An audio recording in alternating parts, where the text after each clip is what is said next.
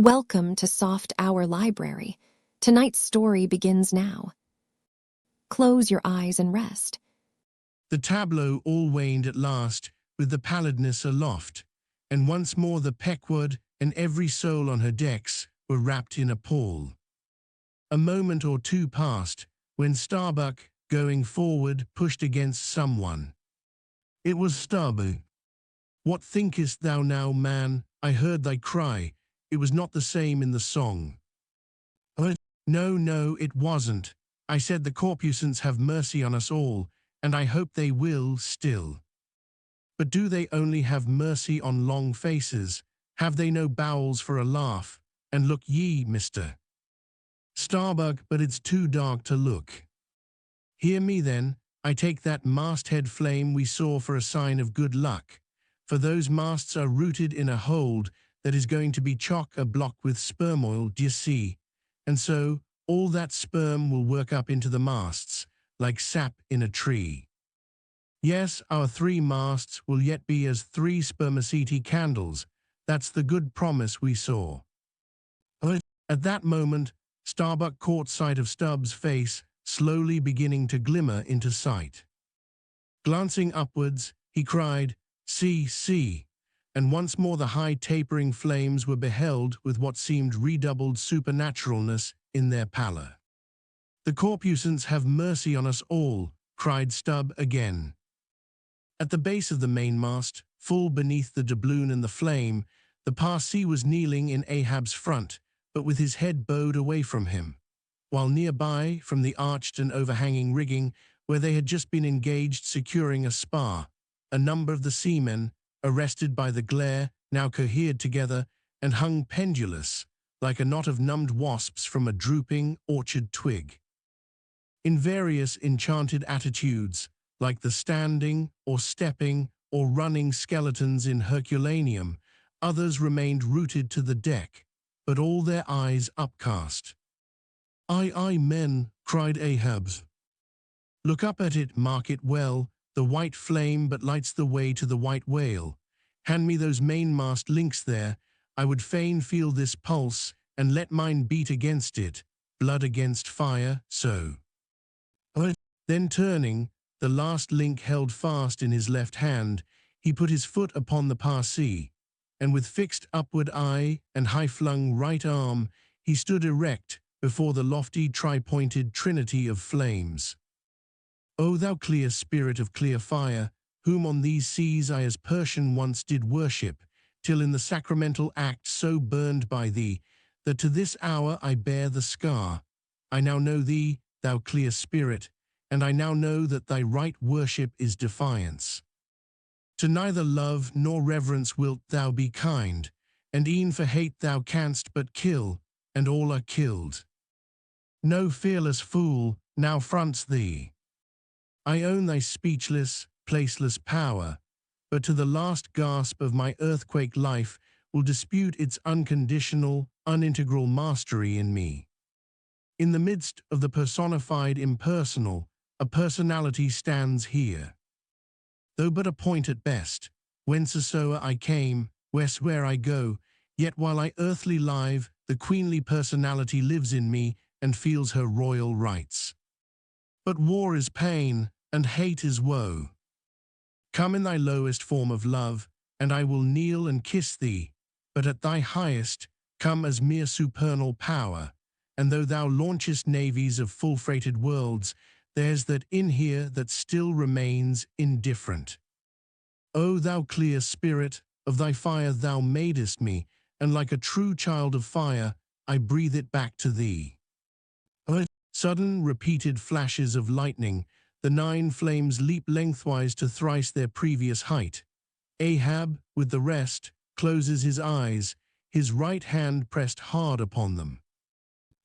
"I own thy speechless, placeless power, said I not so? Nor was it wrung from me, nor do I now drop these links. Thou canst blind, but I can then grope. Thou canst consume, but I can then be ashes. Take the homage of these poor eyes, and shutter hands. I would not take it.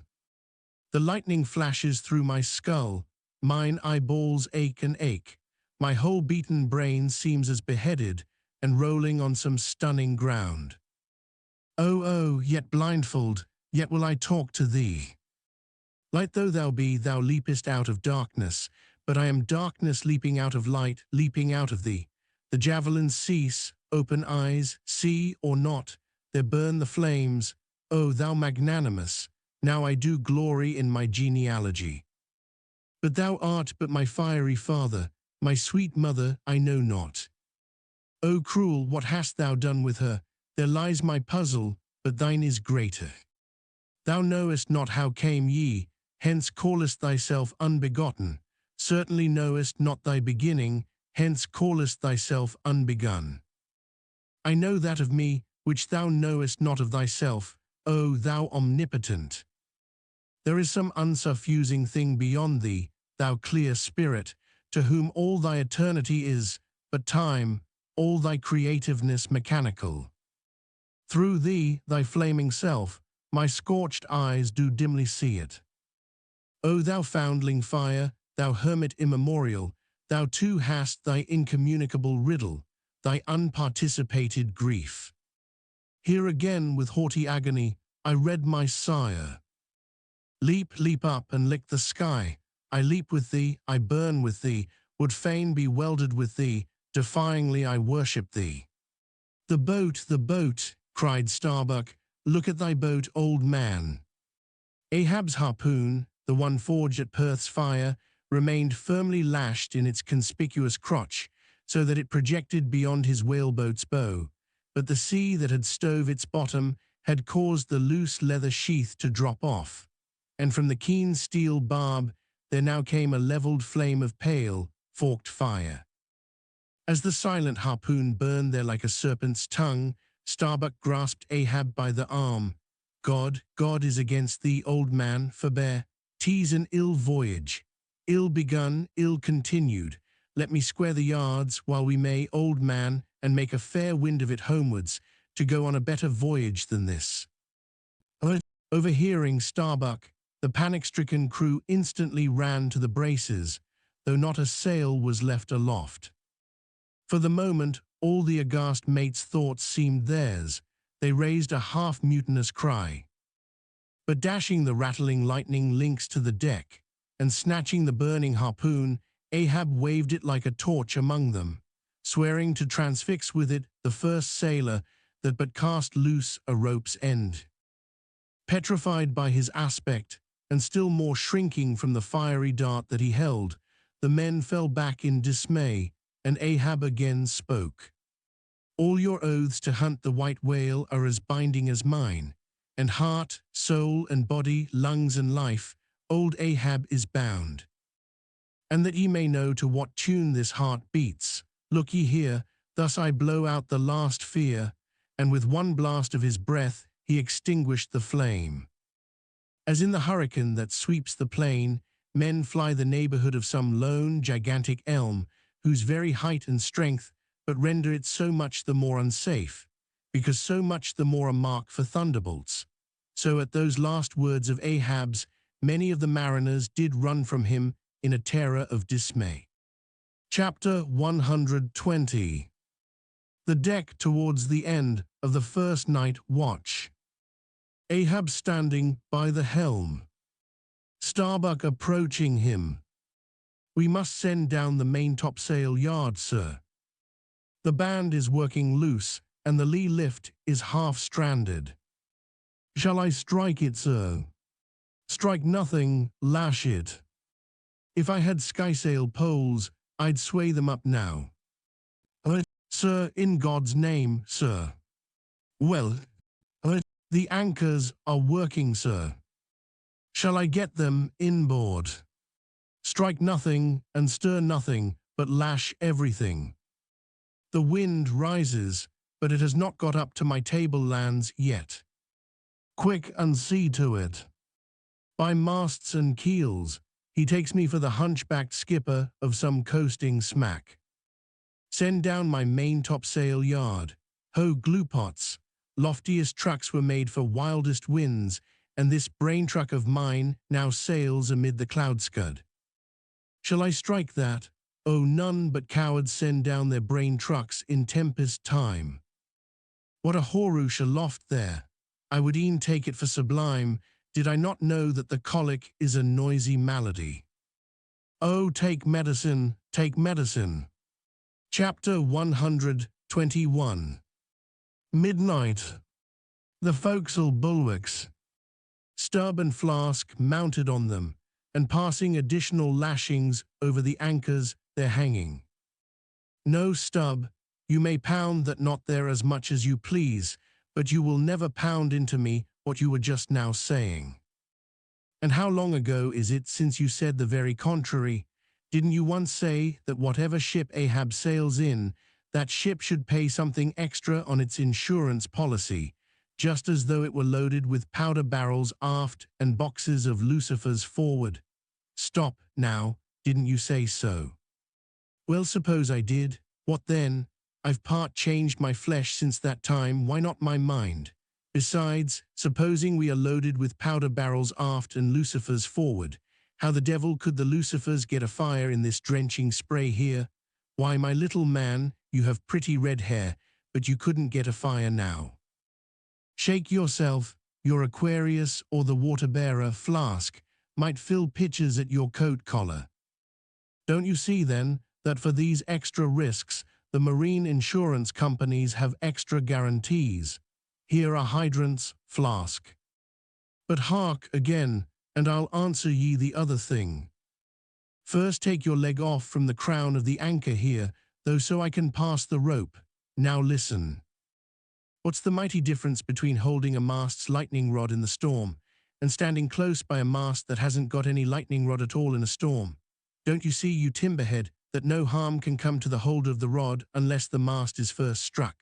What are you talking about, then? Not one ship in 100 carries rods, and Ahab, I, man, and all of us, were in no more danger then, in my poor opinion, than all the crews in 10,000 ships now sailing the seas. Why, you king post, I suppose you would have every man in the world go about with a small lightning rod running up the corner of his hat, like a militia officer's skewered feather, and trailing behind like his sash. Why don't ye be sensible, Flask? It's easy to be sensible. Why don't ye, then? Any man with half an eye can be sensible. But I don't know that, Stub. You sometimes find it rather hard. But yes, when a fellow's soaked through, it's hard to be sensible, that's a fact. And I am about drenched with this spray. Never mind, catch the turn there and pass it.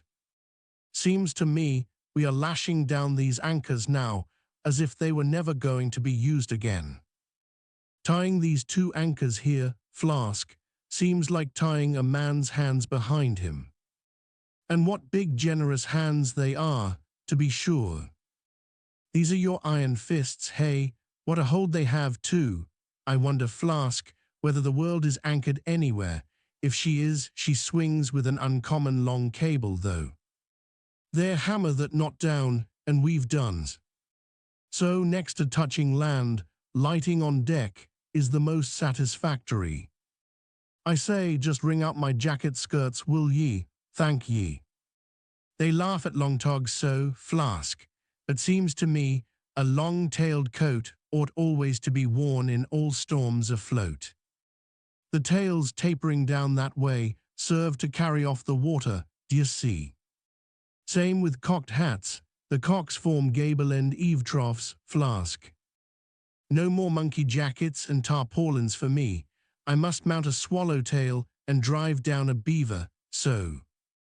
Halloa, Hugh, there goes my tarpaulin overboard. Lord, Lord, that the winds that come from heaven should be so unmannerly.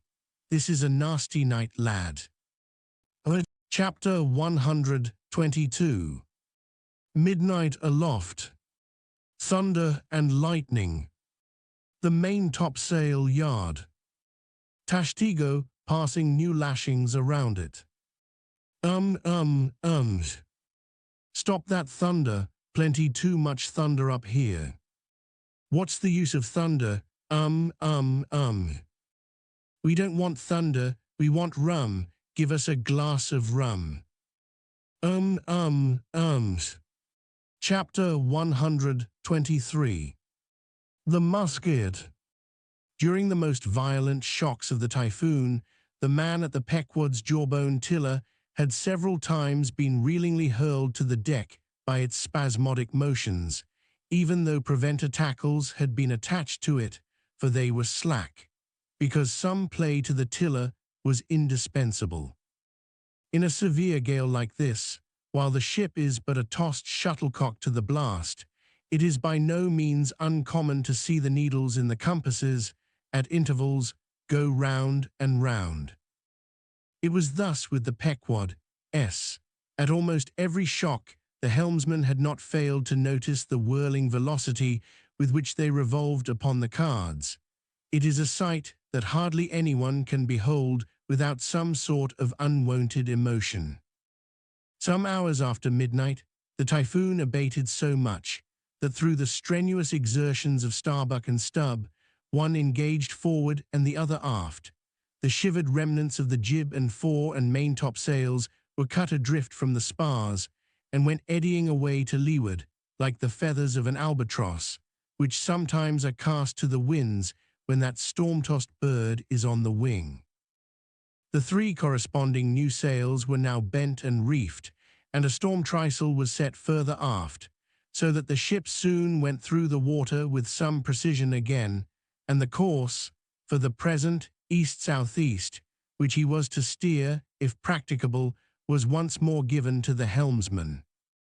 For during the violence of the gale, he had only steered according to its vicissitudes. But as he was now bringing the ship as near her course as possible, watching the compass meanwhile, lo, a good sign, the wind seemed coming round astern, the foul breeze became fair. Instantly the yards were squared, to the lively song of Ho, the fair wind, O-ye-ho, cheerly men, the crew singing for joy that so promising an event should so soon have falsified the evil portents preceding it. In compliance with the standing order of his commander, to report immediately, and at any one of the 24 hours, any decided change in the affairs of the deck, Starbuck had no sooner trimmed the yards to the breeze, however reluctantly and gloomily, than he mechanically went below to apprise Captain Ahab of the circumstance. Ere knocking at his stateroom, he involuntarily paused before it a moment. The cabin lamp, taking long swings this way and that, was burning fitfully, and casting fitful shadows upon the old man's bolted door, a thin one, with fixed blinds inserted in place of upper panels. The isolated subterraneousness of the cabin made a certain humming silence to reign there, though it was hooped round by all the roar of the elements. The loaded muskets in the rack were shiningly revealed, as they stood upright against the forward bulkhead. Starbuck was an honest, upright man, but out of Starbuck's heart, at that instant when he saw the muskets, there strangely evolved an evil thought, but so blent with its neutral or good accompaniments that for the instant he hardly knew it for itself. "He would have shot me once," he murmured. "Yes, there's the very musket that he pointed at me, that one with the studded stock. Let me touch it, lift it. Strange that I, who have handled so many deadly lances, strange that I should shake so now. Loaded, I must see. Aye, and powder in the pan, that's not good. Best spill it, wait. I'll cure myself of this. I'll hold the musket boldly while I think. I come to report a fair wind to him. But how fair? Fair for death and doom, that's fair for Moby-Dick. It's a fair wind, that's only fair for that accursed fish. The very tube he pointed at me, the very one, this one, I hold it here, he would have killed me with the very thing I handle now. Aye, and he would fain kill all his crew. Does he not say he will not strike his spars to any gale? Has he not dashed his heavenly quadrant? And in these same perilous seas, gropes he not his way by mere dead reckoning of the error-bounding log? and in this very typhoon did he not swear that he would have no lightning rods? But shall this crazed old man be tamely suffered to drag a whole ship's company down to doom with him? Yes, it would make him the wilful murderer of 30 men and more, if this ship come to any deadly harm. And come to deadly harm, my soul swears this ship will, if Ahab have his way. If then he were this instant put aside, that crime would not be his. Ha, is he muttering in his sleep? Yes, just there, in there he's sleeping. Sleeping, aye, but still alive, and soon awake again. I can't withstand thee, then, old man. Not reasoning, not remonstrance, not entreaty wilt thou hearken to, all this thou scornest. Flat obedience to thy own flat commands, this is all thou breathest. Aye, and says he the men have vowed thy vow, says he all of us are Ahabs. Great God forbid, but is there no other way, no lawful way, make him a prisoner to be taken home? What? Hope to wrest this old man's living power from his own living hands? Only a fool would try it. Say he were pinioned even, knotted all over with ropes and hawsers, chained down to ring bolts on this cabin floor, he would be more hideous than a caged tiger then. I could not endure the sight, could not possibly fly his howlings. All comfort, sleep itself, inestimable reason would leave me on the long, intolerable voyage. What then remains? The land is hundreds of leagues away, and locked Japan the nearest. I stand alone here upon an open sea, with 2 oceans and a whole continent between me and law. I, so. Is heaven a murderer when its lightning strikes a would-be murderer in his bed, tindering sheets and skin together? And would I be a murderer then, if, and slowly, stealthily, and half sideways looking, he placed the loaded musket's end against the door? On this level, Ahab's hammock swings within, his head this way.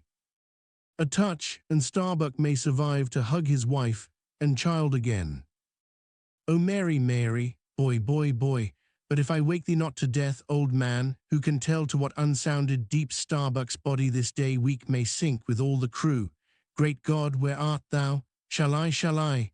The wind has gone down and shifted, sir. The fore and main topsails are reefed and set. She heads her course. Stern all, O Moby-Dick, I clutch thy heart at last. Such were the sounds that now came hurtling from out the old man's tormented sleep, as if Starbuck's voice had caused the long dumb dream to speak. The yet levelled musket shook like a drunkard's arm against the panel. Starbuck seemed wrestling with an angel, but turning from the door, he placed the death tube in its rack and left the place. He's too sound asleep, mister. Stubb, go thou down and wake him and tell him. I must see to the deck here. Thou knowst he what to say. Chapter 124. The Needle. Next morning, the not yet subsided sea rolled in long slow billows of mighty bulk, and striving in the Pequod's gurgling track, pushed her on like giants' palms outspread. The strong, unstaggering breeze abounded so that sky and air seemed vast outbellying sails. The whole world boomed before the wind. Muffled in the full morning light, the invisible sun was only known by the spread intensity of his place, where his bayonet rays moved on in stacks. Emblazonings, as of crowned Babylonian kings and queens, reigned over everything. The sea was as a crucible of molten gold that bubblingly leaps with light and heat. Long maintaining an enchanted silence, Ahab stood apart, and every time the tettering ship loweringly pitched down her bowsprit, he turned to eye the bright sun's rays produced ahead, and when she profoundly settled by the stern, he turned behind and saw the sun's rearward place, and how the same yellow rays were blending with his undeviating wake.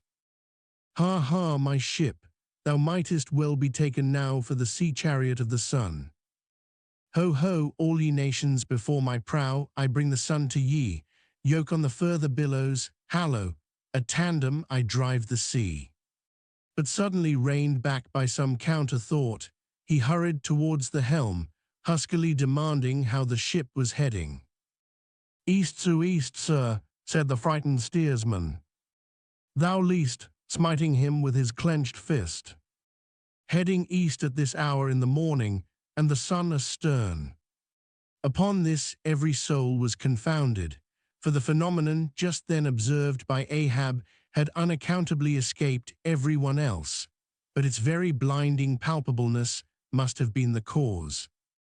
Thrusting his head halfway into the binnacle, Ahab caught one glimpse of the compasses. His uplifted arms slowly fell. For a moment, he almost seemed to stagger. Standing behind him, Starbuck looked, and lo, the two compasses pointed east, and the Pequod was as infallibly going west. But ere the first wild alarm could get out abroad among the crew, the old man with a rigid laugh exclaimed, I have it. It has happened before. Mr. Starbuck, last night's thunder turned our compasses, that's all. Thou hast before now heard of such a thing, I take it. Aye, but never before has it happened to me, sir, said the pale mate gloomily. Here it must needs be said that accidents like this have in more than one case occurred to ships in violent storms. The magnetic energy, as developed in the mariner's needle, is, as all know, essentially one with the electricity beheld in heaven. Hence it is not to be much marveled at that such things should be. Instances where the lightning has actually struck the vessel, so as to smite down some of the spars and rigging, the effect upon the needle has at times been still more fatal, all its lodestone virtue being annihilated, so that the before magnetic steel was of no more use than an old wife's knitting needle. But in either case, the needle never again, of itself, recovers the original virtue thus marred or lost, and if the binnacle compasses be affected, the same fate reaches all the others that may be in the ship, even were the lowermost one inserted into the kelson. Deliberately standing before the binnacle and eyeing the transpointed compasses, the old man, with the sharp of his extended hand, now took the precise bearing of the sun, and satisfied that the needles were exactly inverted, shouted out his orders for the ship's course to be changed accordingly. The yards were hard up, and once more the Pequod thrust her undaunted bows into the opposing wind, for the supposed fair one had only been juggling her.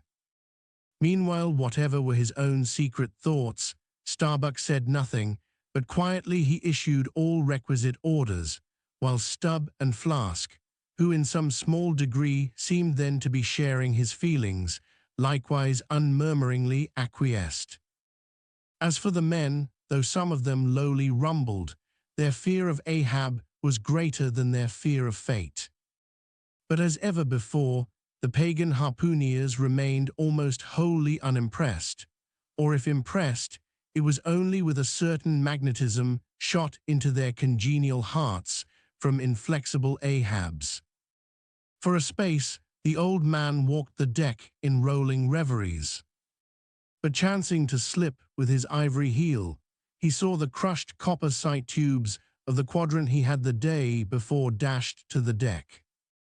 Thou poor, proud heaven-gazer and sun's pilot, yesterday I wrecked thee, and today the compasses would fain have wrecked me. So. But Ahab is lord over the level lodestone yet. Mr. Starbuck, a lance without a pole, a topmaul, and the smallest of the sailmaker's needles. Gwig.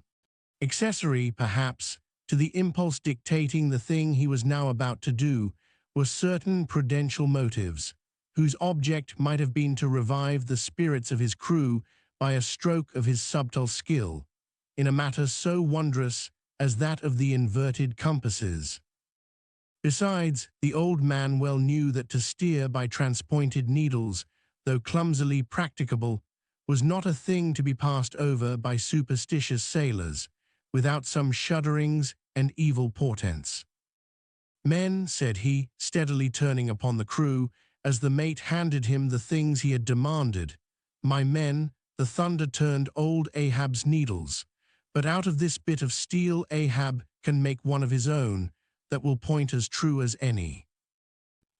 Abashed glances of servile wonder were exchanged by the sailors as this was said, and with fascinated eyes they awaited whatever magic might follow. But Starbuck looked away. With a blow from the topmaul, Ahab knocked off the steel head of the lance, and then handing to the mate the long iron rod remaining, bade him hold it upright, without its touching the deck.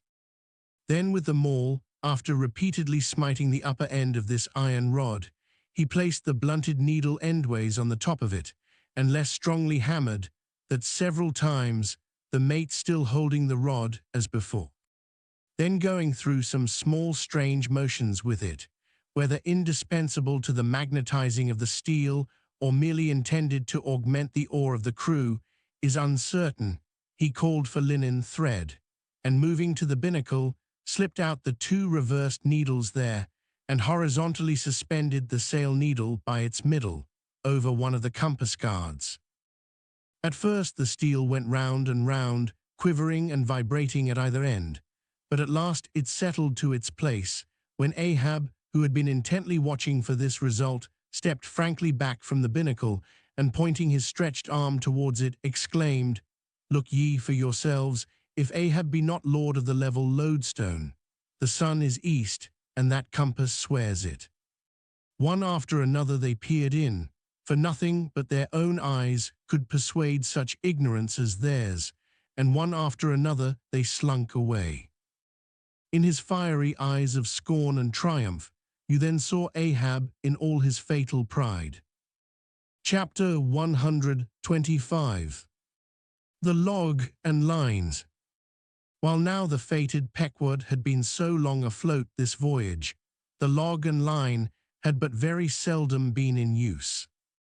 Owing to a confident reliance upon other means of determining the vessel's place, some merchantmen and many whalemen, especially when cruising, wholly neglect to heave the log, though at the same time, and frequently more for form's sake than anything else, regularly putting down upon the customary slate the course steered by the ship, as well as the presumed average rate of progression every hour. It had been thus with the Pequod. The wooden reel and angular log attached hung, long untouched, just beneath the railing of the after bulwarks. Rains and spray had damped it, sun and wind had warped it, all the elements had combined to rot a thing that hung so idly. But heedless of all this, his mood seized Ahab as he happened to glance upon the reel not many hours after the magnet scene, and he remembered how his quadrant was no more, and recalled his frantic oath about the level log and line. The ship was sailing plungingly, astern the billows rolled in riots. Forward there heaved the log. Two seamen came, the golden-hued Tahitian and the grisly Manxman. "Take the reel, one of ye, I'll heave."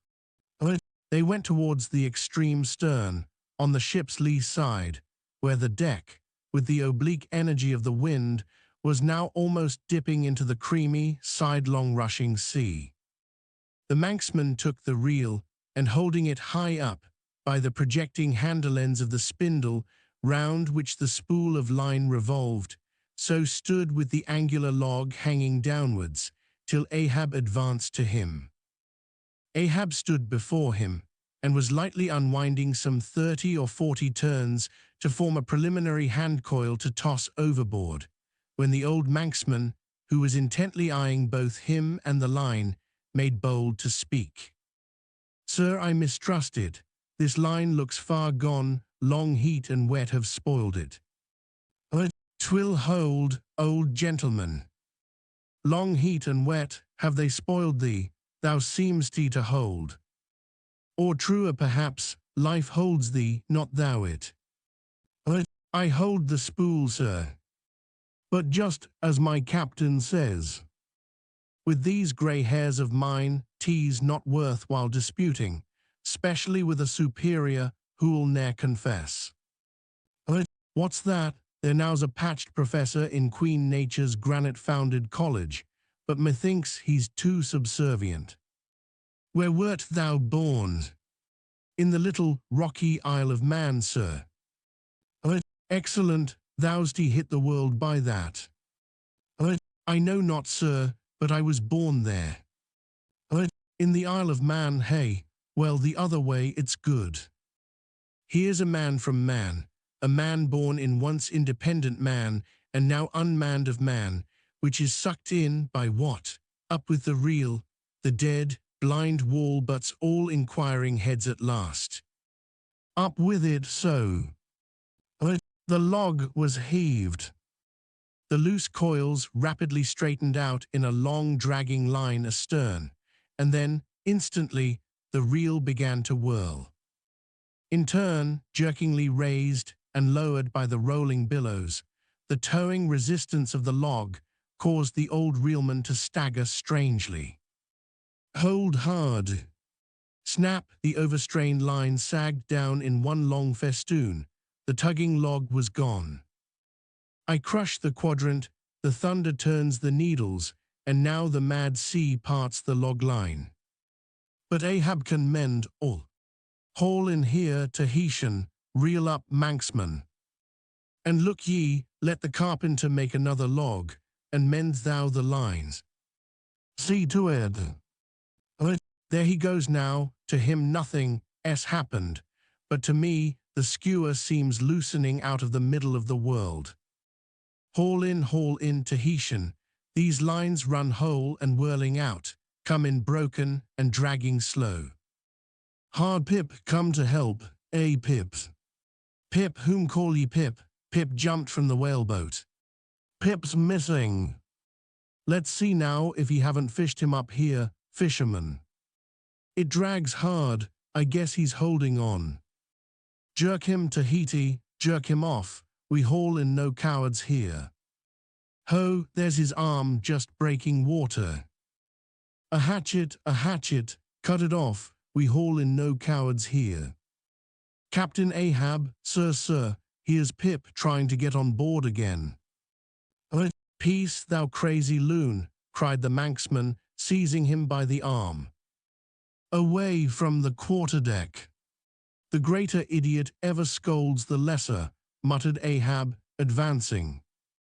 Hands off from that holiness, where sayest thou Pip was, boy? Astern there, sir, astern, low. And who art thou, boy? I see not my reflection in the vacant pupils of thy eyes. O God, that man should be a thing for immortal souls to sieve through. Who art thou, boy? Bellboy, sir, ship scryer, ding dong ding, Pip, 100 pounds of clay reward for Pip. 5 feet high, looks cowardly, quickest known by that. Ding dong ding, who's seen Pip the coward? There can be no hearts above the snow line. O ye frozen heavens, look down here. Ye did beget this luckless child, and have abandoned him, ye creative libertines. Here, boy, Ahab's cabin shall be Pip's home henceforth, while Ahab lives. Thou touchest my inmost centre, boy, thou art tied to me by cords woven of my heartstrings. Come, let's down. What's this? Here's velvet shark skin, intently gazing at Ahab's hand and feeling it.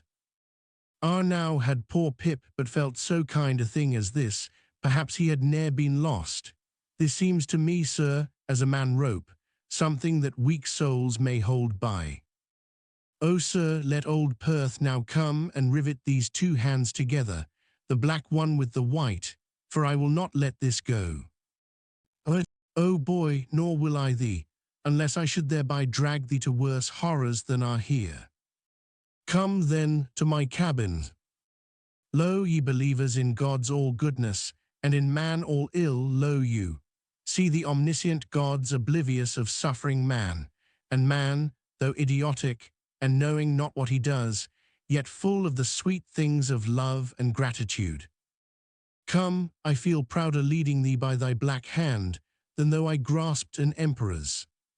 There go two daft ones now, muttered the old Manxman. One daft with strength, the other daft with weakness. But here's the end of the rotten line, all dripping too. Mend it, I think we had best have a new line altogether. I'll see Mr. Stubb about it. Chapter 126. The Lifebuoy. Steering now southeastward by Ahab's levelled steel, and her progress solely determined by Ahab's level log and line, the Pequod held on her path towards the equator. Making so long a passage through such unfrequented waters, descrying no ships, and ere long, sideways impelled by unvarying trade winds, over waves monotonously mild. All these seemed the strange calm things preluding some riotous and desperate scene. At last, when the ship drew near to the outskirts, as it were, of the equatorial fishing ground, and in the deep darkness that goes before the dawn, was sailing by a cluster of rocky islets. The watch, then headed by Flask, was startled by a cry so plaintively wild and unearthly, like half-articulated wailings of the ghosts of all Herod's murdered innocents, that one and all they started from their reveries, and for the space of some moments stood, or sat, or leaned all transfixedly listening, like the carved Roman slave, while that wild cry remained within hearing. The Christian or civilized part of the crew said it was mermaids, and shuddered, but the pagan harpooneers remained unappalled. Yet the grey Manxman, the oldest mariner of all, declared that the wild, thrilling sounds that were heard were the voices of newly drowned men in the sea. Below in his hammock, Ahab did not hear of this till grey dawn when he came to the deck. It was then recounted to him by Flask, not unaccompanied with hinted dark meanings. He hollowly laughed, and thus explained the wonder. Those rocky islands the ship had passed were the resort of great numbers of seals, and some young seals that had lost their dams, or some dams that had lost their cubs, must have risen nigh the ship, and kept company with her, crying and sobbing with their human sort of wail. But this only the more affected some of them, because most mariners cherish a very superstitious feeling about seals, arising not only from their peculiar tones when in distress, but also from the human look of their round heads and semi-intelligent faces, seen peeringly uprising from the water alongside. In the sea, under certain circumstances, seals have more than once been mistaken for men. But the bodings of the crew were destined to receive a most plausible confirmation in the fate of one of their number that morning. At sunrise this man went from his hammock to his masthead at the fore, and whether it was that he was not yet half waked from his sleep, for sailors sometimes go aloft in a transition state, whether it was thus with the man, there is now no telling, but be that as it may, he had not been long at his perch, when a cry was heard, a cry and a rushing, and looking up, they saw a falling phantom in the air, and looking down, a little tossed heap of white bubbles in the blue of the sea.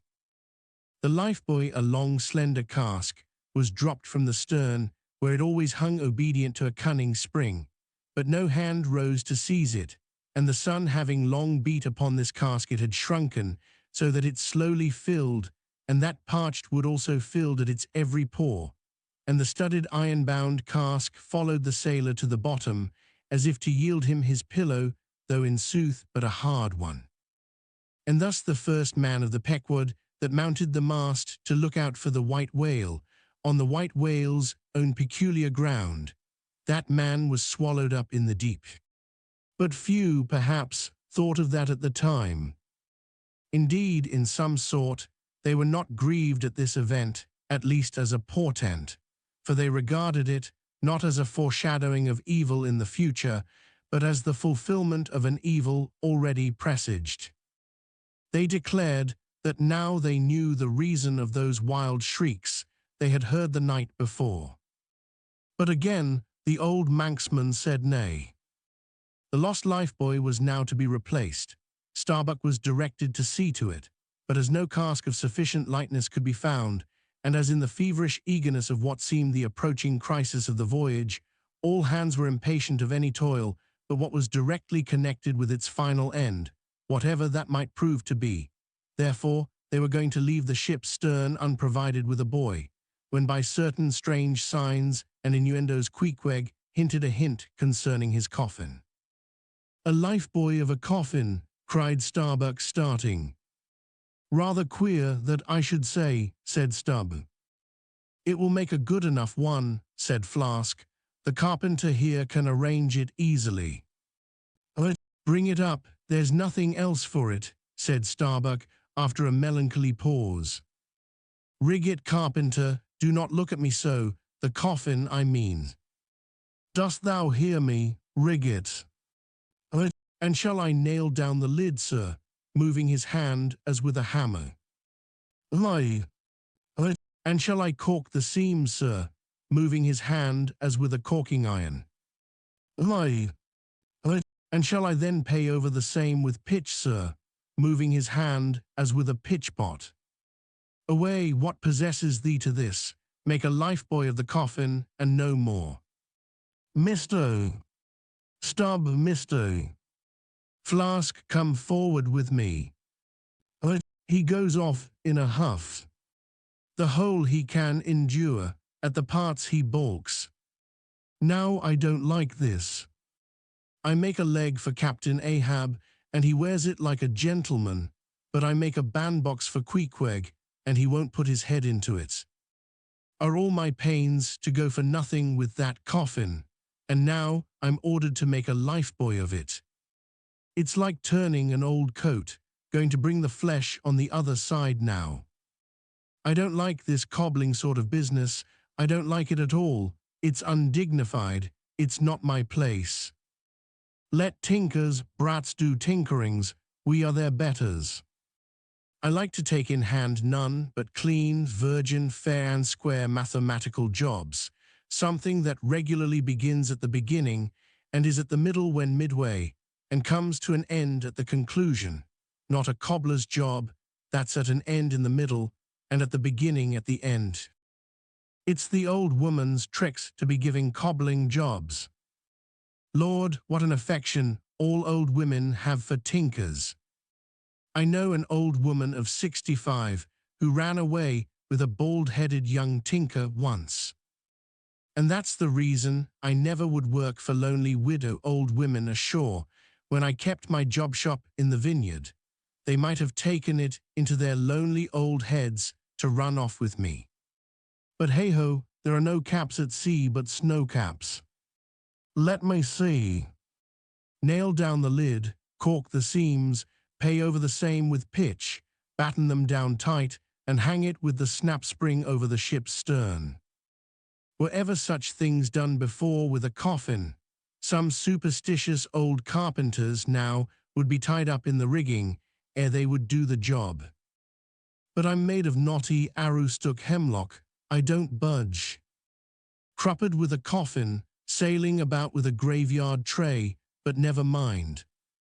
We workers in woods make bridal bedsteads and card tables, as well as coffins and hearses. We work by the month, or by the job, or by the profit, not for us to ask the why and wherefore of our work, unless it be too confounded cobbling, and then we stash it if we can. I'll do the job, now tenderly. I'll have me, let's see, how many in the ship's company all told, but I've forgotten. Anyway, I'll have me 30 separate, Turk's-headed lifelines, each 3 feet long hanging all round to the coffin. Then, if the hull go down, there'll be 30 lively fellows all fighting for one coffin, a sight not seen very often beneath the sun. Come hammer, corking iron, pitchpot, and marling-spike. Let's to it. Chapter 127. The deck.